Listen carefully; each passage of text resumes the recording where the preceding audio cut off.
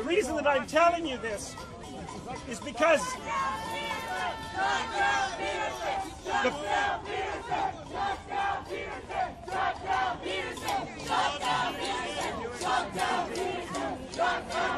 there's no reason whatsoever to presume that the laws that are being put in place to protect the people that these laws are supposed to protect will do anything that remotely resembles protecting them. Yeah. And as I mentioned when we were in the hall, when I talked to you about the letters that I've received from transsexual people, they're very terrified about all of this. Yep. Because the vast majority of them want to be as invisible as everyone else wants to be. Right. And all this does is draw negative attention to them. They're also not very happy about the fact that they're being represented noisily by people who have absolutely no right to speak for them. So, one of the things we really have to get over, and in a serious way, is the idea that just because you're talking to someone black or white or transsexual or homosexual, that you're speaking to a member of a homogenous tribe, and that the opinion that they happen to have is the opinion that all those who are like them share. There's nothing that's more racist than that assumption, right? Yep. Because it means that you know a damn thing about you except the most boring part of your identity.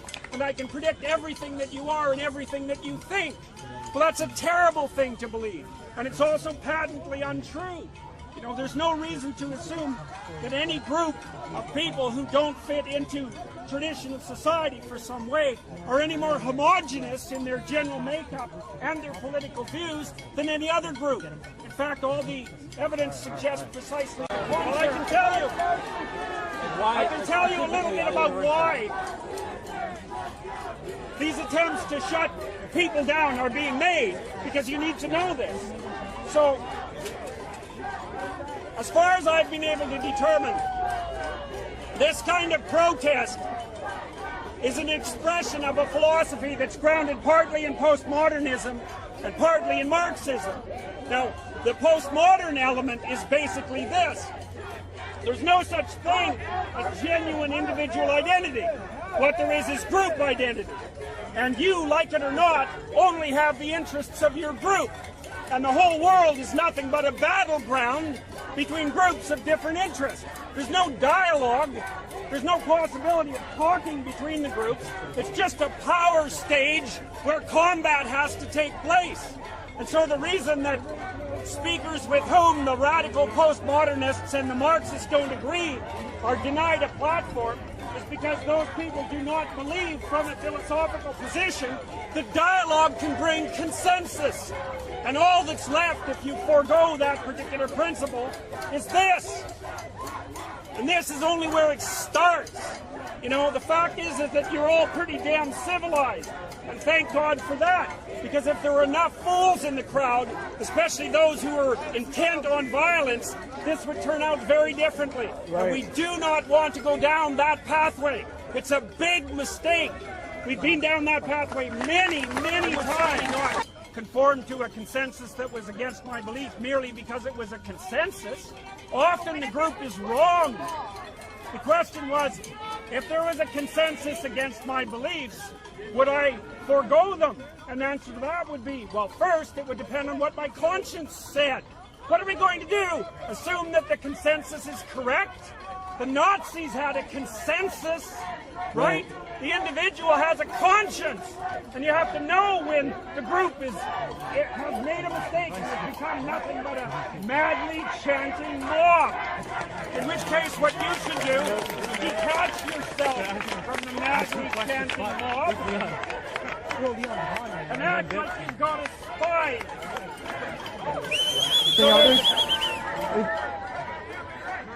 Can you hear me at all, you guys?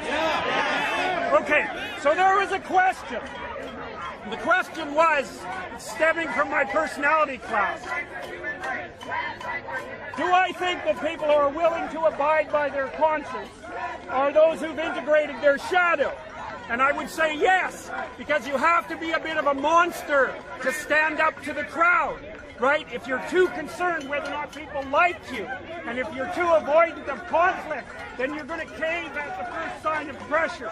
And you don't want to do that, because if you let people stop you from moving forward, you just end up being someone who's stopped.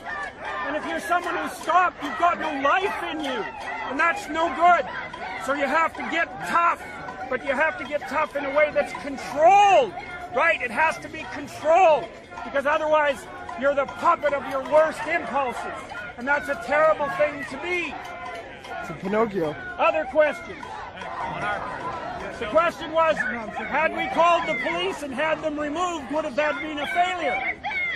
And I think the answer to that is, there's no point in it, right? There's no reason to assume that this is a bad thing. It's noisy and it's annoying, but that's fine. You gotta let things, you gotta follow what you believe to be true, right?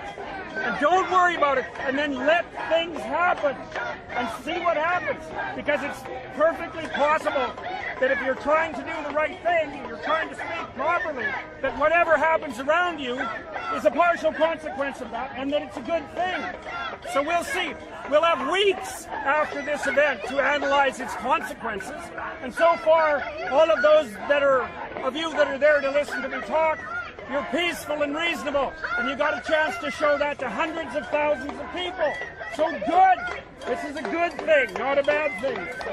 How do we get these people to understand the dialogue? How do we get these people to understand that dialogue leads to consensus?